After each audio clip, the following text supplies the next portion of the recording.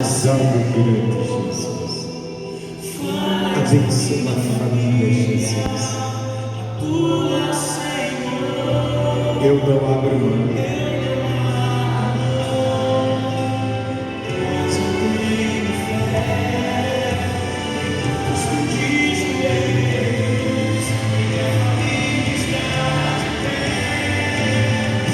Guarda, Senhor.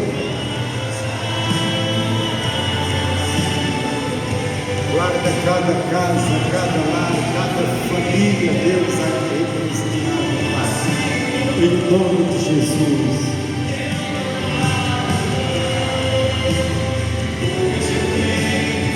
Isso, coloque sua casa, sua família diante de Deus.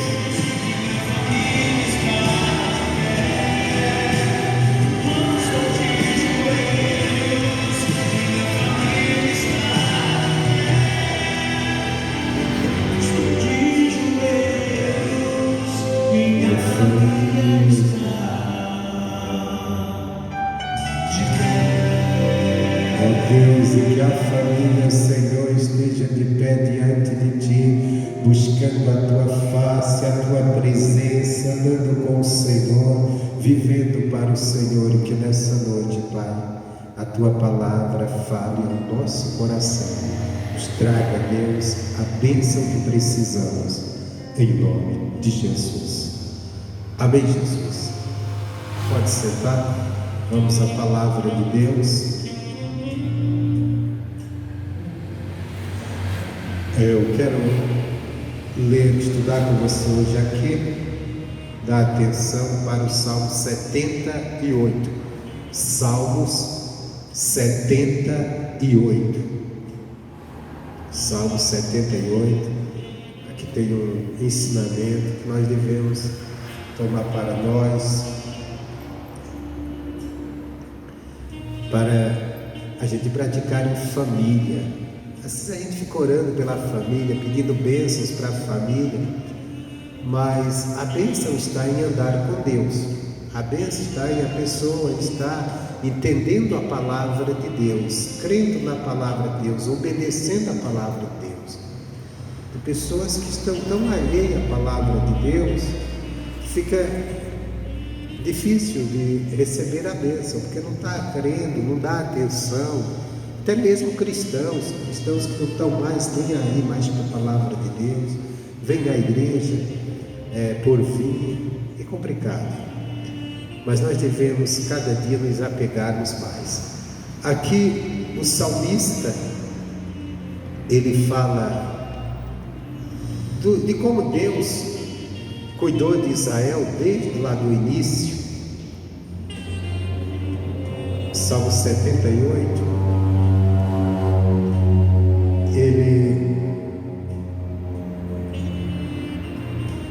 Versículo 2, ou melhor, versículo 3, versículo 2 mesmo, ele diz assim: abrirei a minha boca numa parábola, falarei enigmas da antiguidade. O Senhor Jesus repetiu esse versículo, explicando quando ele pregava a parábola. Então, esse versículo acaba sendo algo profético. Aí diz: os quais temos ouvido e sabido, nossos pais nos tenham contado. Não as encobriremos aos seus filhos, mostrando à geração futura os louvores do Senhor, assim como a sua força e as maravilhas que fez. Então aqui ele fala, nós devemos encobrir os louvores de Deus, a grandeza de Deus, tudo que ele fez, devemos encobrir aos filhos, as futuras gerações. Como nós vamos ver, pregando a palavra, tudo está aqui nas escrituras. Aí diz assim: porque Deus, versículo 5, porque Deus estabeleceu um testemunho em Jacó e pôs uma lei em Israel, a qual deu aos nossos pais, para que as fizesse conhecer a seus filhos. Quer dizer, Deus ele estabeleceu uma lei. Mas nós podemos deixar que aqui está limitado a Israel, logicamente. O salmista está falando aqui numa época onde só o povo conhecido como povo de Deus, reconhecido era o povo de Israel.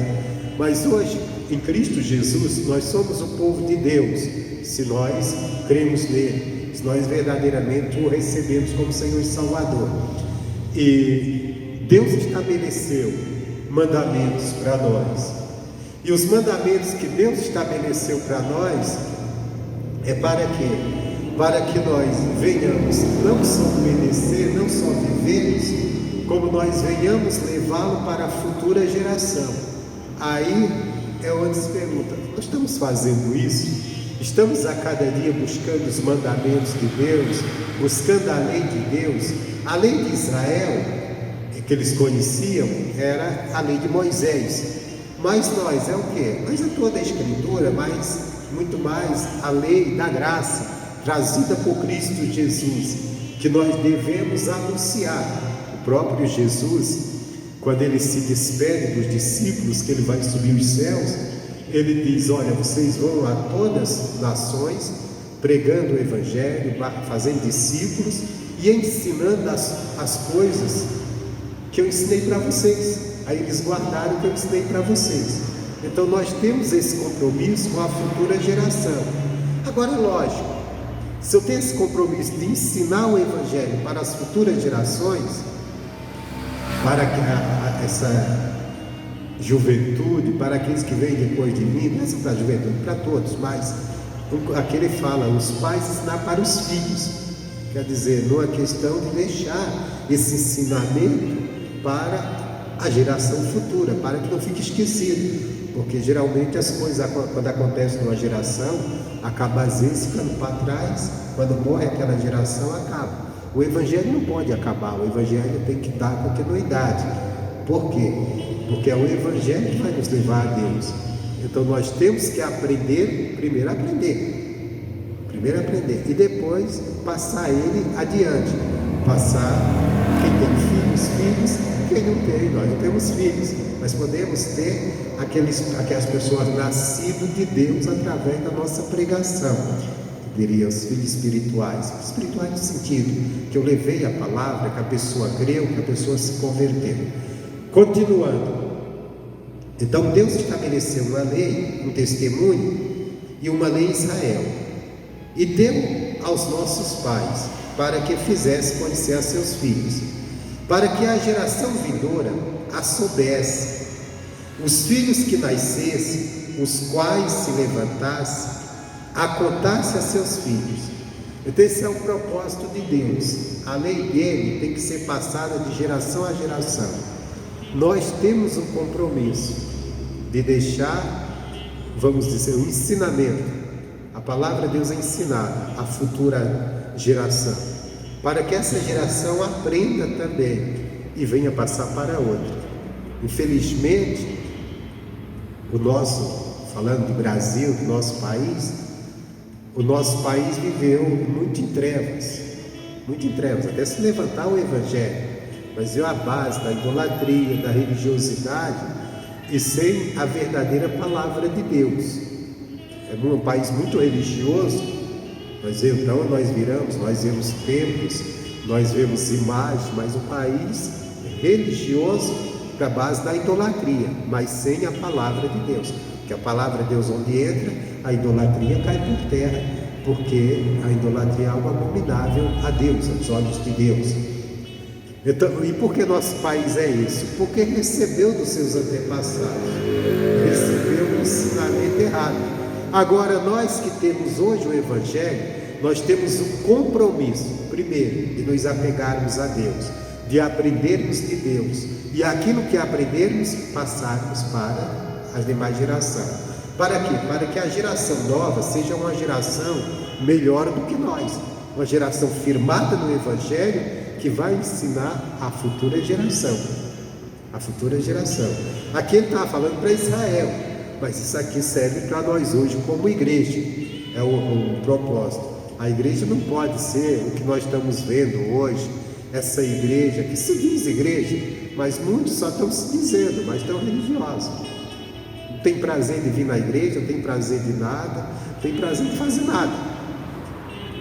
Então isso não pode chamar nem de... Tem muitos aí que não dá para chamar nem de igreja mais. são visitantes.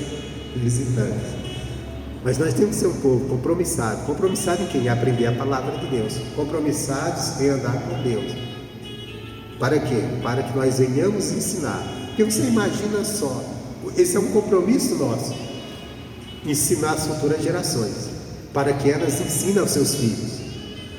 Mas se nós não nos dedicarmos a aprendermos, vamos ensinar o quê? O que o mundo ensina.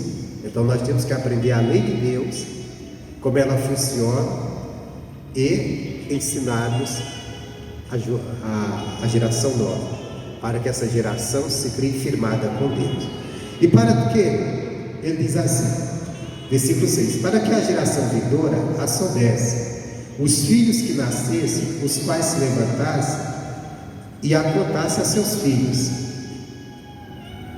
Quer dizer, uma geração passando para outra, aprendendo e passando para outra, e o outro vai repassando.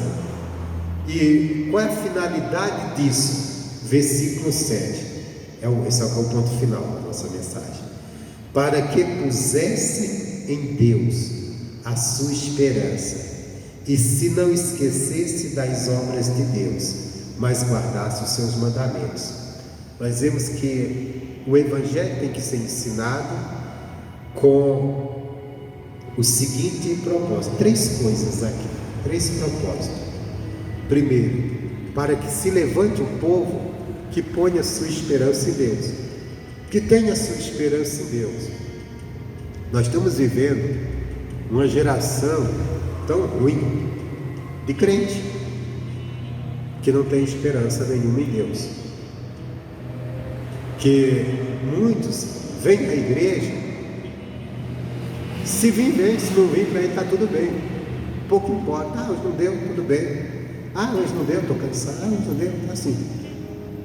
Não tem a menor falta da igreja, não tem a menor falta de aprender. Uma geração que não está aprendendo nada de Deus, que não está aprendendo nada da lei de Deus. Uma geração, se você for conversar, passar 1 hora, 2 conversando, não tem um assunto da palavra de Deus. E hoje é muito fácil de você encontrar esse tipo de crente. Você andar com a pessoa 2, 3 horas, não vê ela ter uma palavra de Deus a falar. Por quê? Porque ela não está buscando aprender. Agora imagina só, se esse tipo de crente, ele tem o que ensinar. Ele não tem nada para ensinar. Está morto, está vazio, infrutífero. Só que Ele nos chamou para a gente produzir frutos. E nós vamos produzir frutos para o reino de Deus como? Com a palavra. Porque é fruto de conversão, fruto de santidade, fruto de verdadeira esperança. Esperança em Deus. Mas a esperança só está em Deus quando eu tenho a palavra de Deus, quando eu creio na palavra de Deus. Quando eu não creio na palavra de Deus, as minhas esperanças estão em outras coisas, estão nas coisas naturais. Só que nós temos que entender, e essa esperança em Deus, ela não é simplesmente a esperança de receber uma cura, a esperança de receber um milagre, a esperança é a esperança de vida eterna. É a esperança de subir com Cristo na volta dele, estar de pé quando ele chegar. Porque o propósito do Evangelho, ele não é aqui, o propósito do Evangelho, aqui tem as bênçãos, aqui tem a bênção da cura, tem a bênção da prosperidade, tem várias bênçãos. Mas o propósito do Evangelho é nós subirmos com Cristo, é nós estarmos preparados para a vinda dele. Essa é a nossa esperança. Porque nesse mundo nós vamos passar aflição como todo mundo passa. Vamos vencer as aflições pela fé, vencemos. Mas nesse mundo passa, só que Deus tem uma vida para nós sem dor, sem sofrimento. Eu estava lendo esses dias, quando Jesus estava falando para os discípulos da sua morte. E ele sabia que ia sofrer, morrer numa cruz, numa morte cruel, terrível. Mas ele fala para os discípulos da seguinte forma: eu vou para o Pai de onde vim. Isso me chamou a atenção. Eu falei, se a gente soubesse para onde vamos e de onde viemos, Se a gente tivesse a consciência, a gente não teríamos medo da morte. Por que nós temos medo da morte? Porque muitas das vezes nós estamos sem esperança, não estamos crendo na palavra, estamos colocando a nossa esperança. A nossa esperança, não temos esperança que quando morrermos, vamos voltar para o Pai, porque a Bíblia diz: o pó volta ao pó, que é o corpo, e o espírito volta ao Criador. Se a gente tivesse, Jesus, ele ia morrer, enfrentar a cruz, um momento angustiante, mas ele fala com uma calma, com uma tranquilidade.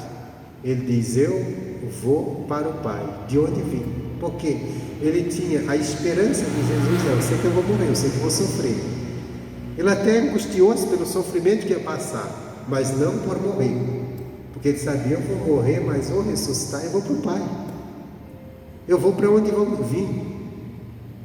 Então, no dia que a gente tiver essa consciência, mas para isso a gente tem que ter esperança na palavra. E nós temos que, e a nossa missão é criar nas pessoas essas esperanças, esperança de vida eterna, esperança de salvação, esperança da vida de Cristo. E logicamente, crer nas bênçãos materiais também, crer nas bênçãos, mas sabendo que as bênçãos são temporais, elas passam. Por exemplo, você está doente hoje, você ora com fé, Deus te cura, mas lá na frente você vai morrer de qualquer jeito. Vai morrer, não tem como fugir disso. Você precisa está precisando prosperar, ora a Deus, crê, anda com Deus, Deus abençoa, você prospera, mas um dia aquilo que você conseguiu aqui, tudo vai ficar para trás. Agora, há uma esperança de vida eterna. Há uma esperança de uma vida onde não há dor, onde não há sofrimento, onde a Bíblia diz que não há mais lágrimas. E nós temos que ter essa esperança, temos que levar essa esperança para as pessoas, que ela tem esperança em Deus. Tanta esperança de vencer os problemas aqui, mas sabemos que os problemas você vence e de repente aparece outro, porque isso faz parte desse mundo. E Jesus não disse que a gente ia viver aqui sem problemas, porque ele disse: o mundo vocês vão ter aflição. Só que nós temos esperança que existe algo melhor para nós, que existe uma vida real para nós, preparada por Deus. Mas como nós vamos ter essa esperança se nós estamos desprezando a palavra, se nós nem desprezarmos a palavra, se nós não buscarmos a palavra? Como as pessoas, a futura geração, vai ter essa esperança tão grande da volta de Cristo, que é o forte do Evangelho, se ninguém levar para eles a palavra de Deus, se ninguém ensinar a lei de Deus como ela existe? Eu tenho dito: olha, Deus estabeleceu uma lei em Israel, essa lei é para vocês passarem para as futuras gerações, e aqueles que vêm depois de vocês passarem também para as gerações deles. E qual a finalidade? Que as futuras gerações tenham a sua esperança em Deus, tenham a sua esperança em Deus. Irmãos, voltando para a realidade do nosso país, a realidade religiosa do nosso país, às vezes nós vemos pessoas sofrendo e fazendo promessa com ídolos, colocando a esperança deles naquilo, nós vemos pessoas colocando esperança em horóscopo. Tem até crente que você vai perguntar e diz: eu sou do signo tal. Eu já vi crente falar isso: eu sou do signo tal. Quer dizer, o cara, ele acompanha a astrologia. Quer dizer, o cara está tão fora de Deus, tão afastado de Deus, tão alheio à lei de Deus, às coisas de Deus, que ele se apega a uma mentira, a uma coisa que Deus abomina, que Deus diz: não faz isso, porque ele não tem esperança em Deus. Por quê? Porque ele não busca a palavra, porque ele não dá atenção à palavra. E se depender dessa pessoa, a futura geração vai ter esperança em Deus? Não. Então, devemos anunciar para que a futura geração, a vindoura, elas venha conhecer e venha colocar sua esperança em Deus, pôr sua esperança em Deus. E o que mais? E não esquecer das obras de Deus. Qual foi a grande obra de Deus para nós. Ele sacrificou o seu Filho Jesus Cristo na cruz do Calvário. Nós temos que deixar essa mensagem viva. Ela tem que se manter viva e tem que ser repassada de geração a geração. Mas de quem é o compromisso hoje? Nosso. Só que para isso nós temos que ser pessoas dedicadas. Pessoas que têm prazer de ler a Bíblia, pessoas que têm prazer de vir à igreja, pessoas que têm prazer de ter comunhão com Deus, pessoas que têm prazer de estudar, meditar na palavra de Deus, para a gente aprender e a gente ter essa esperança em Deus, e cheio dessa esperança e desse conhecimento da obra de Deus que Ele fez por nós repassarmos a futura geração, para que essa geração também seja firmada nessa esperança em Deus, e nessa esperança Ele repasse também aos seus filhos, aqueles que virão depois deles, e eles aprendam a ter esperança em Deus e a conhecer e a não esquecer a obra de Deus. Muita gente já esqueceu.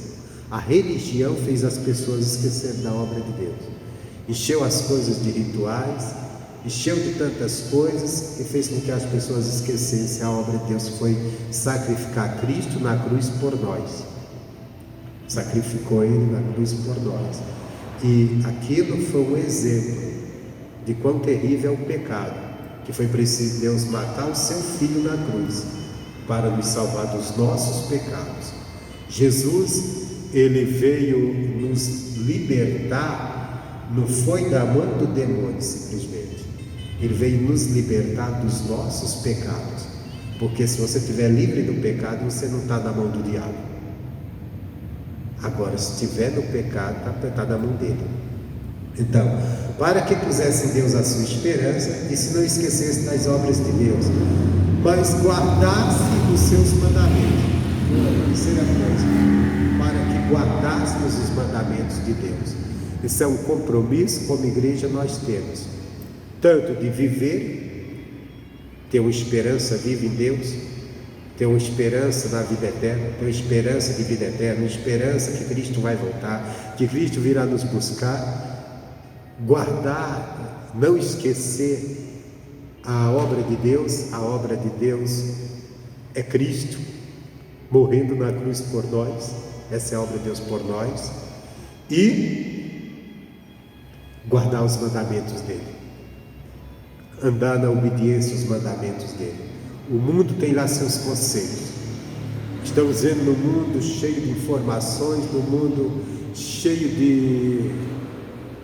de pensamentos, tem pensamento para tudo, tem ideologia para tudo, mas nós devemos ficar firmes guardando os mandamentos de Deus, se quisermos desfrutar dessa esperança da vida eterna. Mas nós não temos compromisso só conosco, nós temos compromisso com a geração vindoura. E eu duvido que esse tipo de crente que nós temos hoje é uma grande maioria frio, gelado, distante de Deus, cabeça mundana, que não tem prazer nenhum de buscar a Deus, não tem prazer de congregar, não tem prazer de nada. Duvido que isso tenha algo para ensinar para a geração futura. É uma geração, nós temos uma geração, mesmo dentro da igreja, perdida, sem valor nenhum para o Evangelho, porque não vai servir para nada se depender daquelas pessoas, do seu posicionamento. Ninguém vai ter esperança no Evangelho. Você imagina um crente que não congrega, você imagina um crente que não lê a Bíblia, você imagina um crente que quando abre a boca não fala uma palavra de Deus. Que esperança esse crente vai levar para a futura geração? O que é que ele tem para ensinar? Nada. E nós estamos cheios de gente assim na igreja, infelizmente, que só está na estatística de o Brasil tem tantos evangélicos. Nós precisamos de um povo de fé, um povo fervente, um povo que ama a Deus, um povo que tem a linguagem dos céus. Mas para isso, para mim ter a linguagem, eu tenho que aprender. Eu tenho que buscar Deus, eu tenho que viver, eu tenho que prazer em buscar Deus.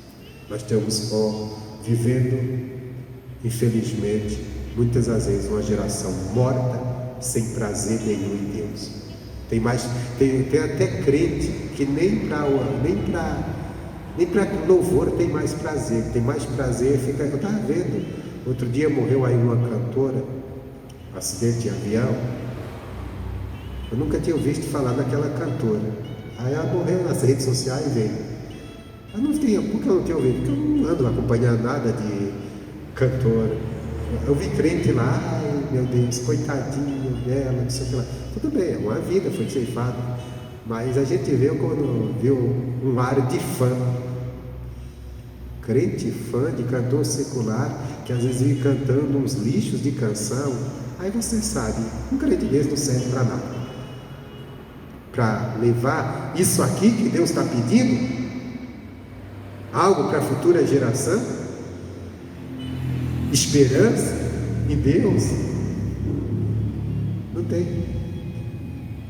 Porque você chegar no crente e só falar, ele vai falar do artista tal, artista tal, artista tal, artista tal, não sei o que lá, olha isso, é coisa do mundo.